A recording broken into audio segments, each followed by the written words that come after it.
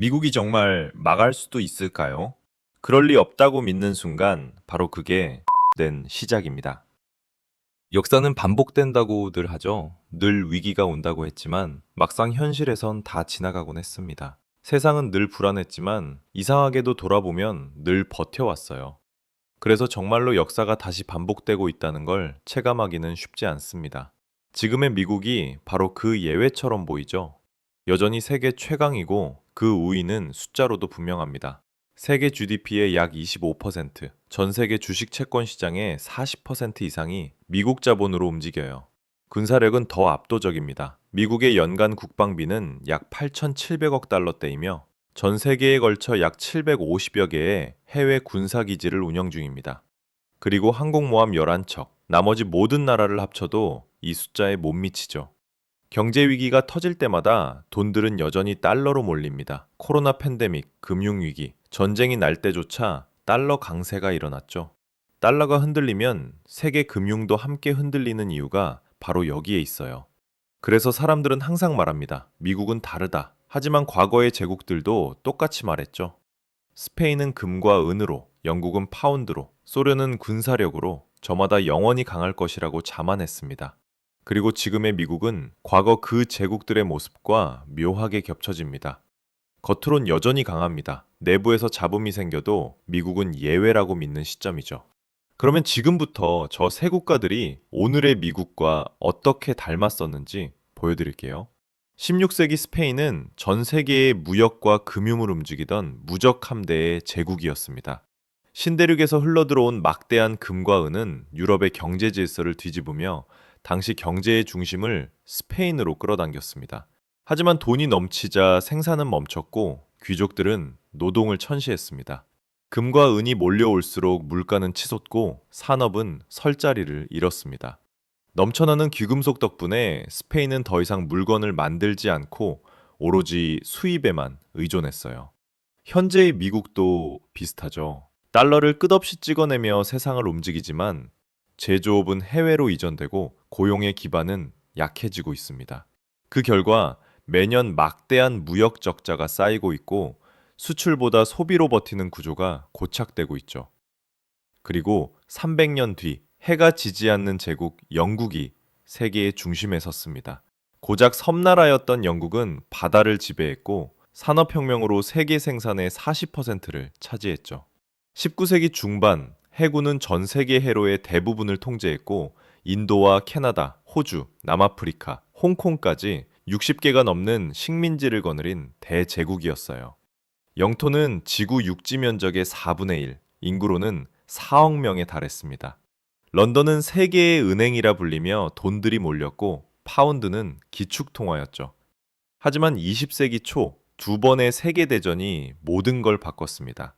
전쟁 비용은 영국의 재정을 무너뜨렸고 1931년엔 결국 근본이제를 포기했습니다. 파운드는 몇 주 만에 30% 가까이 가치가 떨어졌고 기축통화의 지위를 잃게 됐어요. 그리고 1947년에는 결국 인도를 시작으로 가나, 케냐, 말레이시아 등 모든 식민지들이 대영 제국으로부터 독립하게 됩니다. 사실상 대영 제국은 서서히 제국의 형태를 잃고 지금의 영국으로 돌아오게 된 거죠. 그때의 영국처럼 미국은 세계 금융의 중심이고 달러는 기축통화입니다. 문제는 영국이 그랬듯 미국 역시 막대한 부채와 전쟁 비용이 동시에 누적되고 있다는 점이에요. 우크라이나 전쟁에는 이미 1,000억 달러에 가까운 지원이 이뤄졌고 이스라엘 가자 분쟁에도 새로운 군비가 연이어 투입되고 있습니다. 미국의 국가 부채는 약 37조 달러에 달하며 GDP 대비 120%를 넘었습니다. 마지막으로 20세기 후반의 소련입니다. 핵무기 3만 개, 인공위성 스푸트니크, 동유럽을 휘어잡은 군사력. 냉전의 세계는 말 그대로 미국 대 소련, 지구가 두 초강대국으로 갈라졌던 시대였죠. 그런데 1980년대 후반, 소련은 연방 유지를 위해 매년 막대한 석유와 보조금을 쏟아부으며 버티고 있었습니다. 하지만 유가가 폭락하자 베를린 장벽 붕괴를 기점으로 동유럽 국가들이 잇따라 독립했고 소련은 결국 무너졌죠. 오늘의 미국은 반대되는 시스템 위에 서 있지만 묘하게 비슷한 압박을 받고 있습니다. 지속되는 에너지 문제, 달러 패권, 글로벌 군사망, 기술 리더십, 그 어느 것도 줄일 수 없다는 점에서 유지 비용의 덫이 작동하고 있어요. 이념은 정반대지만 스스로를 지탱하기 위해 더 많은 에너지를 소모해야 하는 구조. 이런 점에서 오늘의 미국과 소련의 공통점을 볼 수 있습니다. 그렇다면 미국은 그냥 손 놓고 있을까요? 아니죠. 과거의 실패를 누구보다 잘 아는 나라니까요. 지금 미국은 역사가 반복되지 않도록 철저히 준비하고 있습니다. 문제는 이 모든 게 과연 효과가 있을지는 아직 아무도 모른다는 거예요. 먼저 미국은 제조업을 다시 미국으로 돌려놓고 있습니다. 세계의 공장이라 불리던 중국의 자리를 이제 미국이 다시 되찾으려 하고 있어요. 정부는 보조금과 세금 감면으로 기업들을 본토로 불러들이고 있습니다. 스페인이 막대한 금과 은을 주고도 노동을 천시하다가 몰락한 데서 얻은 교훈이었죠. 하지만 문제가 있습니다. 미국의 인건비는 중국보다 5배 이상 비쌉니다. 보조금으로 공장은 세울 수 있지만 인건비까지 보조금으로 충당할 수는 없어요. 다음은 기술 패권이에요. 지금 인류의 모든 데이터, AI, 반도체 기술은 미국 안에서 돌아갑니다. 엔비디아가 만든 그래픽 칩 없이는 인공지능도, 자율주행차도, 로봇도 움직이지 않아요. 미국은 중국의 AI 칩 수입을 막고 자국 기업들의 연구 지원금을 쏟아붓고 있습니다. 하지만 기술 독점은 생각보다 오래 가지 않습니다. 영국은 산업혁명으로 세계를 지배했지만 50년도 안 돼서 독일과 미국이 따라잡았죠. 중국은 이미 자체 AI 모델을 만들고 있고 반도체도 자급체제를 구축 중입니다. 기술 격차는 줄어들고 있고 시간은 미국 편이 아닙니다. 한편 과거의 영국이 제국을 유지하려다 부담이 과다해진 것처럼 미국은 같은 실수를 되풀이하지 않으려 하고 있죠. 우크라이나 전쟁에서도 중동 긴장 속에서도 미국은 직접 싸우지 않습니다. 대신 무기와 정보, 자금으로 전장을 관리하죠. 그리고 나토의 경우 미국이 주도의 동맹국들이 함께 움직이는 구조입니다. 나토 동맹국들은 방위비를 늘리고 한국과 일본은 인도태평양 전략의 핵심 전초기지 역할을 하고 있습니다. 하지만 동맹은 이익이 맞을 때만 유지됩니다.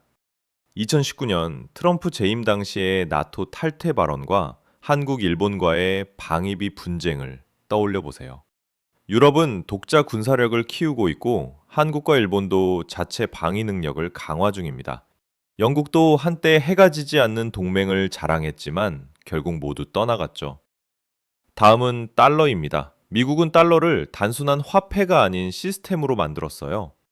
세계의 거래, 대출, 보험, 원자재 결제가 모두 달러로 움직이죠.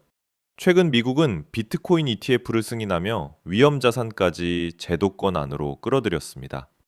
불안이 커질수록 자본은 가장 믿을 만한 위험인 달러를 선택합니다. 하지만 이 신뢰는 영원하지 않죠. 브라질, 러시아, 인도, 중국, 남아공으로 구성된 브릭스는 자체 통화 시스템을 논의 중이에요. 미국이 달러를 무기화할수록 세계는 달러를 피할 방법을 찾고 있습니다. 영국 파운드도 한때는 절대 무너지지 않을 시스템이었지만 전쟁 빚이 쌓이자 런던의 자본은 뉴욕으로 이동했죠. 2008년처럼 모든 리스크가 한 곳에 모이면 무너질 때도 한 번에 무너집니다. 지금 세계가 달러를 사는 이유는 미국을 믿어서가 아니라 다른 선택이 없기 때문이에요.